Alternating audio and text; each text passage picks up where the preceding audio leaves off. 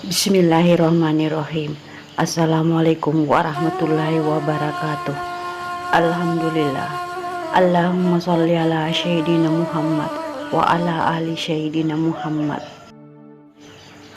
Umar bin Khattab, singa Allah yang bijak, jujur dan adil, bermoral dan berintegritas, dengan tubuh yang tinggi tegap berotot, berwajah tampan, berjenggot lebat. Episode 4. Dalam rapat, Utbah menyampaikan bahwa Muhammad belum menyerang kita dan ia hanya menyampaikan agama Islam secara lisan.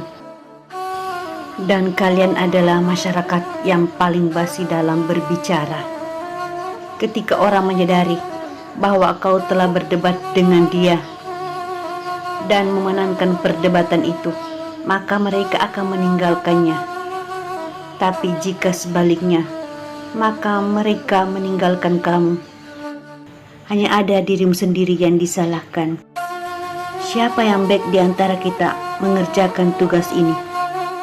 Umar, tidak, demi Tuhannya Ka'bah.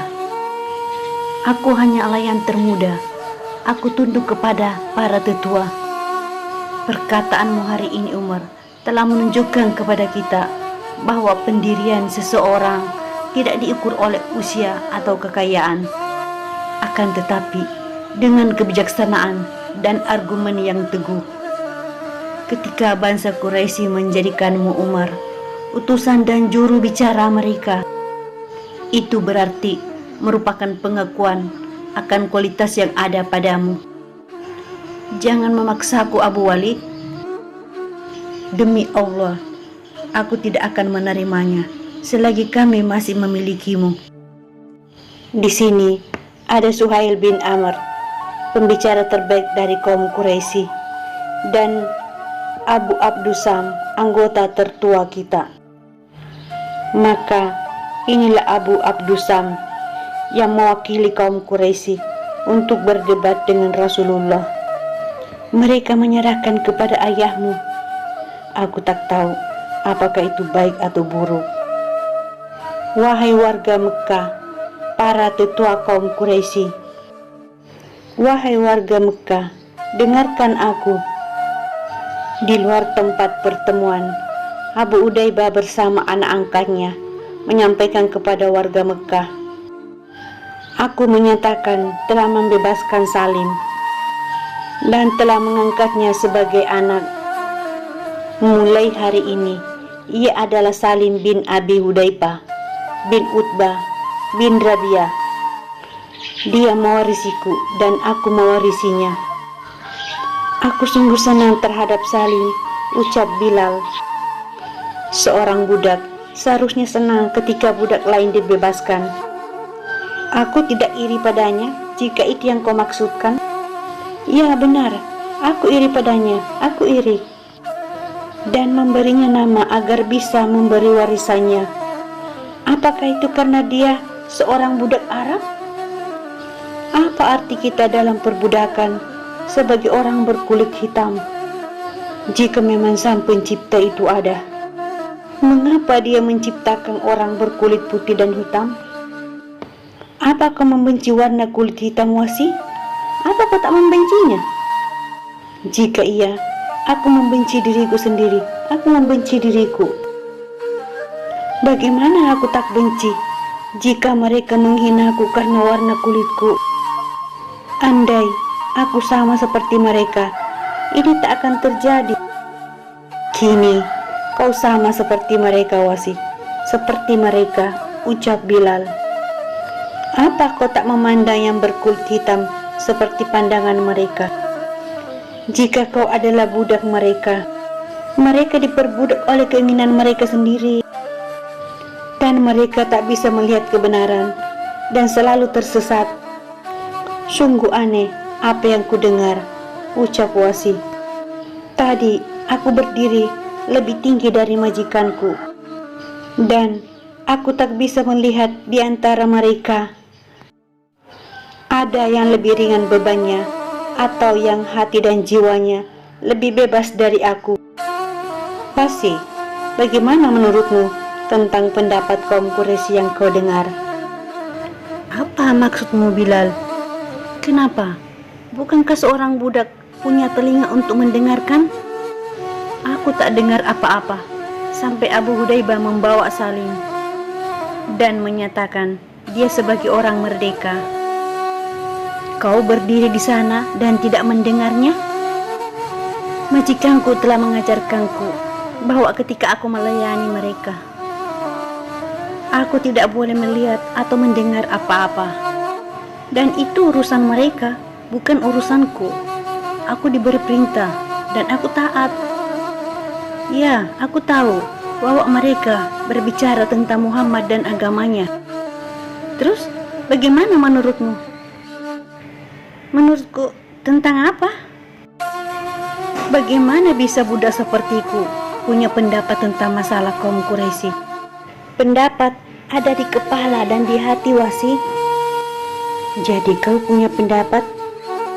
Pendapatku itu adalah urusan mereka. Tak ada sangkut pautnya dengan orang-orang seperti kita.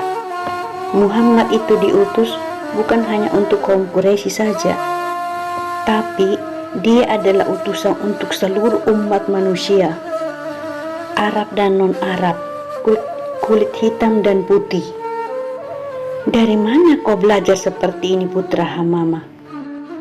Jika kau mendengar dari orang-orang yang sama seperti yang aku dengar, dan kau akan mengetahuinya seperti yang aku ketahui. Apa tadi kamu bilang? Untuk seluruh umat manusia? Andai kau dengarkan baik-baik apa yang dikatakan kaum Quraisy, Wasi, tentang Muhammad, karena ia adalah keturunan terbaik di antara mereka dan berakhlak yang terbaik.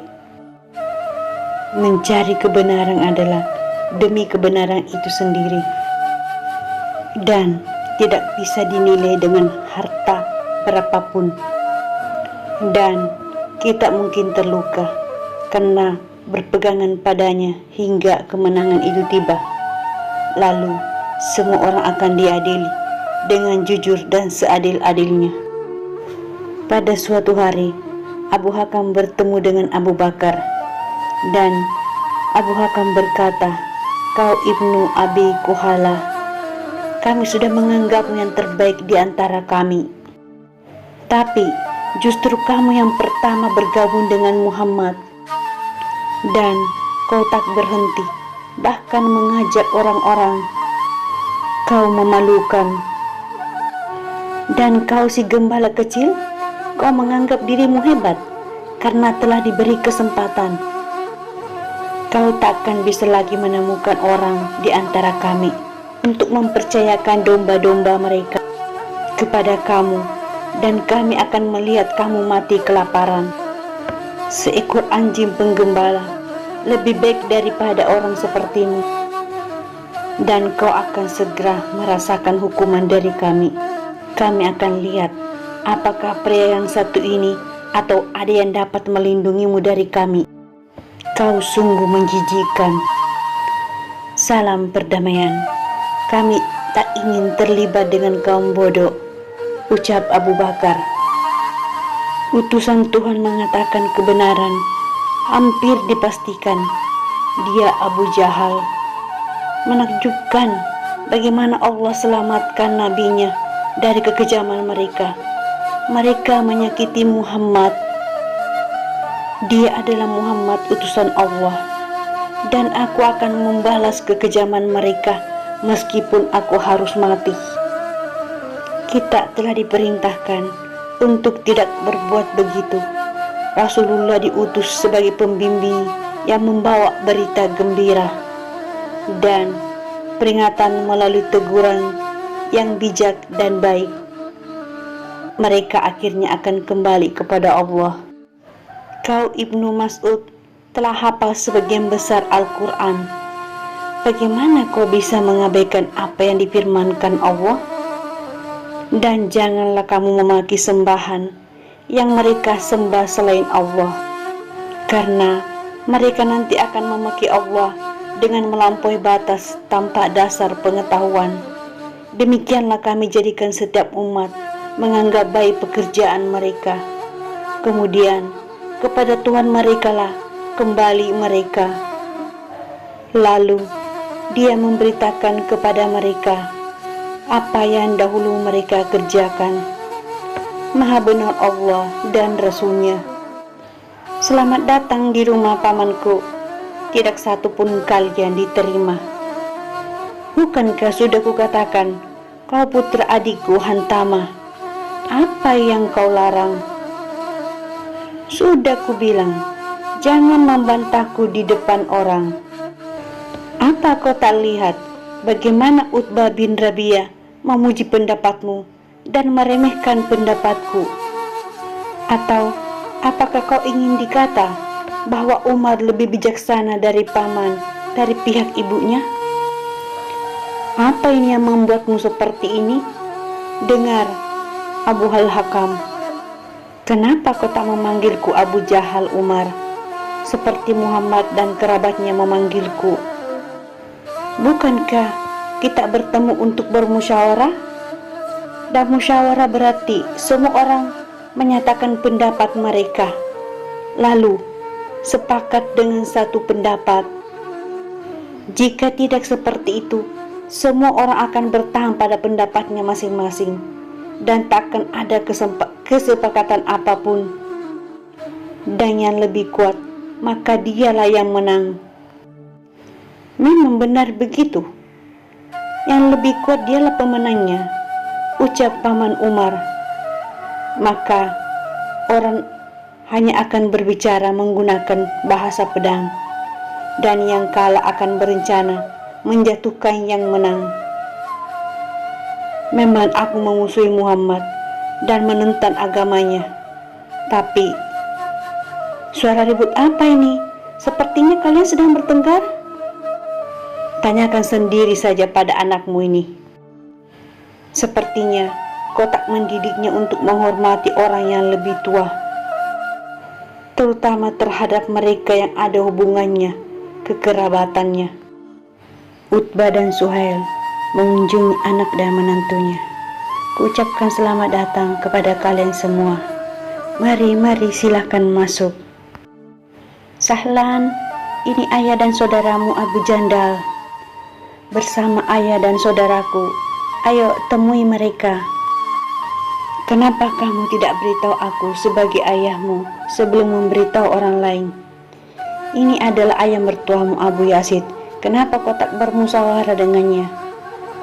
Aku melihatnya waktu itu bahwa kau tak senang melihatku makan sepiring dengan Salim, dan kau tak peduli terhadap apa yang tak kusuka.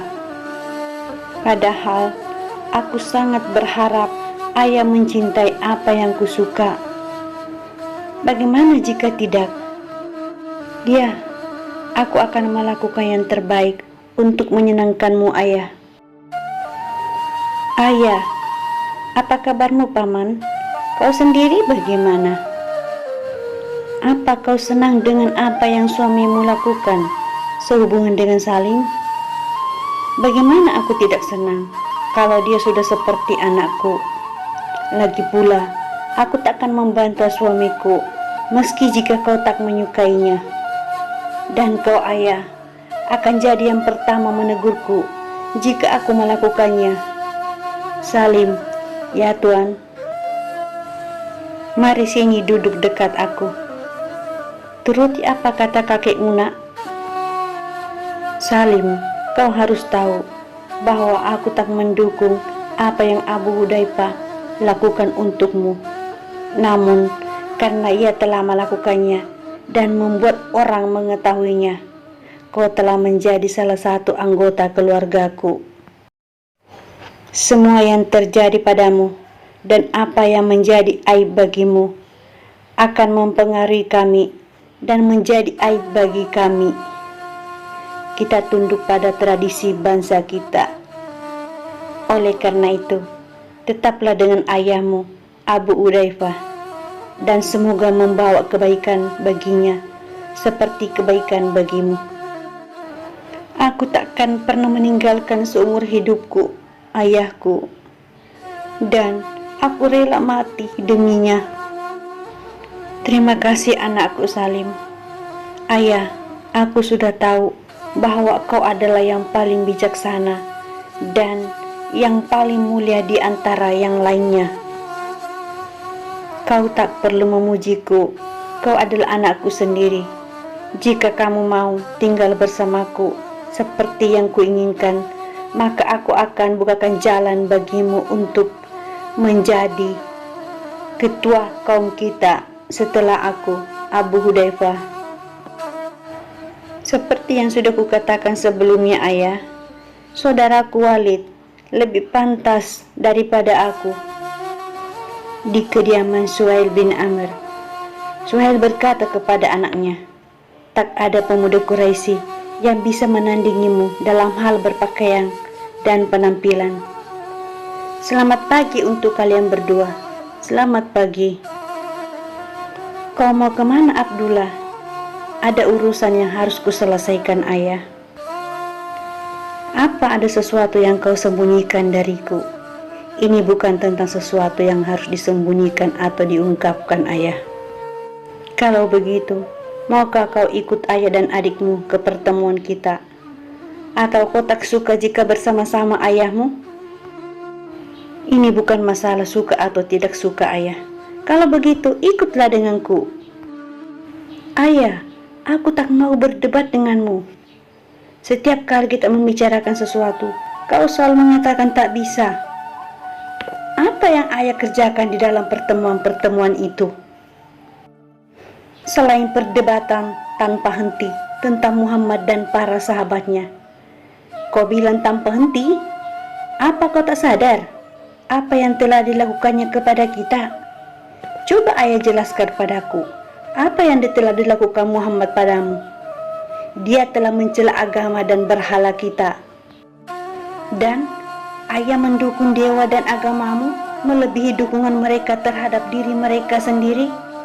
Bukankah ayah selalu datangi mereka setiap kali ada masalah serius untuk memohon bantuan mereka? Bukankah ayah mengundi di dekat mereka untuk memutuskan tindakanmu? Bukankah ayah memberi sesaji untuk menyenangkan mereka?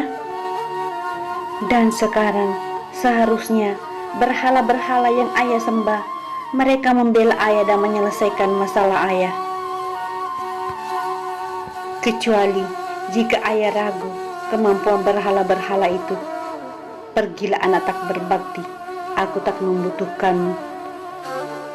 Maukah kau ikut denganku Abu Jandal? Tidak, Abu Jandal ikut dengan saya. Bagaimana bisa? Kalian berasal dari ayah yang sama, tapi sifat kalian amat berbeda. Perbedaan apa yang ayah maksud? Keberanian dan kesopananmu, nak? Aku tidak pernah menyangka bahwa kedua anak saya menjadi berlawanan. Bukankah pengecut lawannya daripada berani ayah? Dan kekerasan lawan dari kesopanan. Karakter yang mana yang ayah maksudkan? Astaga, kenapa kedua anakku ini begitu pintar bicara hari ini? Itu kami dapat dari ayah kami, Suhail bin Amr, pembicara Quraisy terbaik. Namun, argumen ayah yang biasanya jelas tak manjur untuk menjawab Abdullah tadi. Dalam rapat kaum Quraisy, mereka mengatakan bahwa Muhammad adalah tukang tenung. Yang diucapkannya tak lebih dari syair-syair karangan mereka. Menurut kami, dia adalah orang gila. Tapi Abu Abdusa menjawab, bukan, kita tahu seperti apa kegilaan itu dan apa yang dikerjakannya. Ini bukan seperti kejadian atau halusinasi. Kita anggap saja dia sebagai seorang penyair. Tidak, kita tahu segala sesuatu tentang puisi dan yang membedakannya. Kata-katanya tidak seperti puisi. Kalau begitu, kita anggap saja dia seorang penyihir. Ya, seorang ahli sihir. Bukan, kita sudah melihat seperti apa sihir dan ahli sihir itu. Muhammad tak ada kaitannya dengan tipu daya mereka. Kalau begitu, kita harus sebut apa dia? Abu Abdusam. Demi Allah, apa yang dikatakan Muhammad sungguh indah. Bagikan pohon kurma berakar kuat dan berbuah banyak. Setiap usulan yang kalian buat dapat dipastikan salah. Lalu, apa yang dapat kita jelaskan kepada orang-orang Arab? Keindahan dari apa yang dikatakan Muhammad? Yang mendekati untuk dikatakan adalah bahwa dia seorang penyihir yang mengulang kata-kata ajaib, yang membuat orang bertikai dengan ayah, saudara, istri dan kaumnya. Di kediaman Abu Udaifah, nampak mereka bertiga lagi sholat. Tiba-tiba dikunjungi oleh ayahnya, dan ayahnya Utbah berkata, "Celakalah aku, celakalah ibumu. Abu Udaifah, celakalah ayahmu. Aku selalu mengira bahwa aku sudah mati sebelum melihat ini semua. Apa yang harus kukatakan pada masyarakat jika mereka tahu ini?" "Masyarakat apa, ayah? Apakah aku harus takut pada manusia ketika seharusnya hanya takut kepada Allah saja? Apakah Tuhan memerintahkanmu untuk menjadi anak yang tak berbakti? Tidak, Dia memerintahkanku agar berbakti kepada ayahku selamanya. Dia pasangkan ini dengan keyakinan akan keesaannya, inti dari Islam. Allah bersabda, Tuhanmu telah menetapkan." Baca ayat-ayat itu, Salim. Kau lebih mengenal Al-Quran daripada aku. Lalu Salim membaca Al-Quran. "Dan Tuhanmu telah memerintahkan agar kamu jangan menyembah selain Dia, dan hendaklah kamu berbuat baik kepada orang tuamu. Jika salah satu atau keduanya sampai berumur lanjut dalam pemeliharaanmu, maka jangan pernah kau mengatakan kepada keduanya, dan janganlah kamu membentaknya, dan ucapkanlah perkataan yang mulia. Dan rendahkanlah dirimu terhadap mereka berdua dengan penuh kasih sayang, dan ucapkanlah, wahai Tuhanku, kasihanilah mereka keduanya, sebagaimana mereka berdua telah mendidikku sewaktu kecil." Kita semua memang seharusnya memperlakukan orang tua kita dengan kebaikan, meski jika mereka tetap tak mempercayai Tuhan. Ucap Abu Udaifah, "Jika keduanya memaksamu untuk mempersekutukan aku dengan sesuatu yang tidak ada sepengetahuanmu tentang aku, maka janganlah kamu mengikuti keduanya, tapi tetaplah dampingi mereka dalam kehidupan di dunia dengan kebaikan." Dulu Salim adalah salah satu budakmu, dan kini memimpinmu dalam ilmu Al-Quran serta agamamu. Itukah sebabnya aku melihatnya memimpinmu dalam sholat? Ya ayah, itu adalah berkah yang Allah telah berikan kepadanya. Dia hanya perlu mendengarkan ayat Al-Quran dari Rasulullah, lalu ia mempelajarinya dengan hati. Ia membantuku belajar dan menjadi imamku dalam sholat, dan tak ada salahnya dengan itu. Dunia dan semua yang ada di bumi sudah gila, ucap Utbah. Ini adalah akibat perbuatan Muhammad. Dia mengangkat yang rendah dan merendahkan para bangsawan. Satu-satunya yang membedakannya adalah ketakwaan kepada Allah yang ada di hati ayah. Hanya Allah yang mengetahui dan memberikan ukurannya. Jika benar ia memberitahumu agar berbakti kepada orang tua, seperti yang kau bilang, bagaimana caramu berbakti kepadaku? Apakah dengan membantahku dan pindah agama? Ajakanku masuk agama itu tak ada hubungannya dengan kepatuhan. Demi Allah, aku tak mau. Sudah cukup lama kita berdebat Demi Allah, aku bersumpah bahwa kau harus kembali ke agama ayah dan kaummu. Ayah bersumpah demi apa? Demi Latta dan Uzza? Demi berhala-berhala yang kau buat? Dan ketika itu telah membuat mereka ayah bersujud diri di depan mereka. Dan apa yang kau ciptakan itu telah menjadi sang pencipta? Apakah ini lebih baik ayah? Allah yang Maha Esa, Allah yang Maha Kuasa, yang telah menciptakan umat manusia dan memerintahkan mereka hanya untuk menyembah kepadanya dan untuk memuliakan sifat-sifatnya. Cintailah Allah. Semoga Allah akan melimpahkan rahmatnya kepadamu ayah. Bersikap adillah sebagaimana Allah adil terhadapmu. Bersikap baik sebagaimana kau ingin Allah bersikap baik kepadamu. Jadilah masyarakat yang bersatu seperti Allah yang Maha Esa. Dan berhala yang kau buat dengan bentuk yang sesuai dengan keinginanmu sendiri. Apakah keadaan sudah demikian rusaknya sehingga orang bisa membuat Tuhannya sendiri? Sedang apa di sini? Kau meminta kami datang. Pastikan ada masalah yang serius. Jawab mereka Abu Hudzaifah, katakan kepada saudara iparmu Abu Sufyan dan ayah mertuamu, apakah putramu telah pindah agama? Kau sudah melakukannya kan? Semoga Tuhan mengutukmu dan mengutuk yang telah dibawa hari ini pada kita. Sungguh ini aib, sungguh ini aib.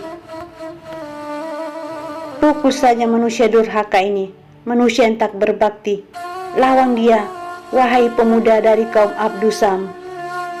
Cederai dan penjarakan dia sampai dia kembali ke agama kita. Jika tidak, ia akan menyebabkan aib yang kekal bagi kita. Ambil pakaianmu dan ikutlah denganku. Kau sudah bukan istrinya lagi, karena ia telah pindah agama. Aku mengikuti agamanya ayah, dan aku tak akan pernah meninggalkan suamiku atau meninggalkan agamaku. Betapa sesatnya kalian, kurang ajar kalian berdua. Abu Abdusam dan aku sendiri berusaha keras untuk membuat orang meninggalkan agama Muhammad dan agar kaum kita mengikuti langkah kita. Tapi malah menemukan musuh di rumah dan dari keturunan kita sendiri. Kewenangan apa lagi yang tersisa bagi kita di mata masyarakat? Mereka pasti berkata, urus dulu rumah tanggamu. Dan benar, pasti mereka mengatakan itu. Dan itu semua terjadi ketika kau sedang sibuk berdebat tentang Muhammad, mengambil satu langkah maju dan satu langkah mundur. Dan sekarang mulailah dengan kau sendiri, sehingga masyarakat akan menghargai tindakanmu. Masyarakat yang mana kau pikirkan? Hanya masyarakat. Aku menyeru kalian kepada kebenaran, dan kalian menyeruku agar patuh kepada masyarakat. Kebenaran adalah apa yang dikerjakan oleh masyarakat kita. Kau mengatakan masyarakat yang mana? Apakah kalian tak lihat bahwa pengikut Muhammad meningkat? Bukankah mereka juga bagian daripada masyarakat? Di mana kau akan berada ketika Allah membuat kemenangan bagi agamanya? Demi Allah, itu akan terjadi. Kini kau memusuhi Nabi karena takut akan jabatan dan kedudukanmu. Jika kau ingin mempertahankan kedudukan dan jabatanmu, maka masuklah agama Islam dan bertindaklah, sehingga kau akan memiliki jabatan yang sama seperti sekarang. Aku sudah tidak tahan lagi, ujar Abu Sufyan. Abu Sufyan, maukah kau duduk dulu dan dengarkan apa yang kukatakan? Aku lebih suka mengorbankan telingaku. Dan kau Abu Yazid? Dan kau saudaraku, kau masih muda dengan hati yang penuh semangat. Dengarkan aku dulu. Tidak, ayah kita tidak meninggalkan kaumnya, dan aku tak akan meninggalkan ayahku. Meski ayah mengarah kamu untuk menderita di neraka. Apa? Aku tidak mengerti kata-kata ini. Api neraka, surga, neraka jahanam. Di tengah keramaian, Abu Yazid menyampaikan kepada bangsa Arab dan berkata, "Wahai bangsa Arab yang terhormat, kalian semua pasti sudah tahu bahwa kita adalah warga Ka'bah dan penjaganya. Setiap kali ada yang mencoba untuk menyakiti kita, pasti Allah akan memutuskan balasan untuknya, sebagaimana tentara bergajah yang ingin menghancurkan Ka'bah. Dan kini hadir di tengah kita seorang yang kalian pasti sudah dengar. Dia menyatakan memiliki bukti atas apa yang dikatakannya, tapi itu tidak benar dan menyebabkan ikatan kekeraban kita menjadi rusak, menyakiti nenek moyang kita, dan mensolimi Tuhan-Tuhan kita. Yang kami lihat, pengikutnya hanyalah orang-orang yang rendah dan bodoh di antara kita. Aku tahu bahwa jika aku tak mengutuknya di hadapan kalian, kalian pasti akan mengutuk saya karena dia.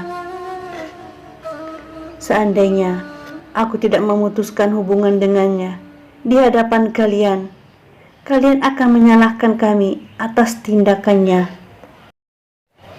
Wahai bangsa Arab, aku memohon kepada kalian demi kesucian tempat ini agar bersikap adil. Seandainya apa yang telah ditemukan Muhammad adalah hal yang baik, bukankah kita yang pertama mengikutinya? Karena kami adalah kaum dan warganya sendiri. Tiba-tiba Abu Lahab datang dan berseru, "Aku pamannya. Seharusnya aku yang pertama untuk melindungi dan membelanya. Namun kehormatan dan kemuliaan menghalangiku. Karena ini adalah kepercayaan yang ditinggalkan ayahku, Abdul Muthalib, yang kalian semua kenal dengan baik, dan yang puji-pujiannya telah dinyanyikan oleh semua orang. Dulu, aku sangat sayang pada Muhammad, bahkan menikahkan kedua putraku kepada kedua putrinya. Namun, ketika ia mulai dengan kebohongannya, aku tak mengakui dirinya lagi dan meminta kedua anakku agar menceraikan putri-putrinya. Ya, memang dulu aku sayang padanya, tapi aku mencintai agamaku dan kota ini melebihi rasa sayangku kepadanya. Dan kunyatakan di hadapan kalian semua bahwa dia adalah pembohong besar, dan berhati-hati terhadapnya. Jangan dekati dia. Kalian sudah mendengar kesaksian pamannya sendiri, Abu Lahab. Sepulangnya Abu Yazid di rumah, dia memarahi anaknya dan berkata, "Apa harus menunggu kakimu patah dulu agar kau pergi meninggalkan aku? Cukup, ayah. Mengapa kau memarahi aku? Ketika saudaraku Abdullah lebih dulu menolak untuk pergi denganmu. Aku sudah menyerah pada kakakmu. Dan kau, apa salahnya bagimu jika kau tetap bersamaku sampai tugasku selesai? Dan kau bisa belajar dariku seni membuat pidato." Seringkali terjadi bahwa kata-kata yang lebih tajam daripada pedang. Aku telah berusaha, ayah. Demi Allah, aku telah mencoba untuk menyenangkanmu, tapi aku tak sanggup, ayah. Masing-masing orang mungkin berbeda, meski itu ayah dan anaknya. Apanya yang lucu? Kenapa kau ketawa, Abdullah? Ayah, Abu Jandal pergi bersamamu, meski di luar kemauannya. Dan jangan paksa anakmu melakukan apa yang tak disukainya. Katakan padanya, adikku, apa yang kau katakan pada ayah. Kenapa diam, adikku? Ya sudah, kalau begitu, biar aku yang mengatakannya. Ayah, ayah puas terhadap diri sendiri atas perkataanmu tentang Muhammad. Demi Allah, kau adalah orang yang paling vokal di kaum Quraisy. Kau tahu, apa yang kau katakan hari ini tentang Muhammad bisa saja benar atau salah. Tak pandai bicara tapi jujur, jauh lebih baik daripada pandai bicara tapi jahat. Kau membela Muhammad? Seolah-olah kau adalah salah satu pengikutnya. Apakah kau pernah duduk bersama dengan dia, Abdullah? Atau mungkin kau telah mendengarkan para pembelot agama seperti saudaramu Abu Udaibah, kakak iparmu, dan adikmu Salah? Jika benar, kau akan jadi yang pertama mengetahuinya, dan aku tidak peduli. Lalu, dari mana kau dapatkan semua ini? Dari ayah sendiri. Bukankah ayah sering berkata waktu kami masih muda bahwa Muhammad adalah orang yang paling bisa dipercaya, yang paling baik, paling murah dan paling jujur. Lalu tiba-tiba kami dapatkan kau menggambarkan dia sebagai seorang ahli pembohong. Dan jika kami percaya padamu hari ini, ayah, maka dulu kau adalah pembohong, ayah. Sekian episode 4. Nantikan episode berikutnya. Wallahu muwaffiq ila aqwamit thariq. Assalamualaikum warahmatullahi wabarakatuh.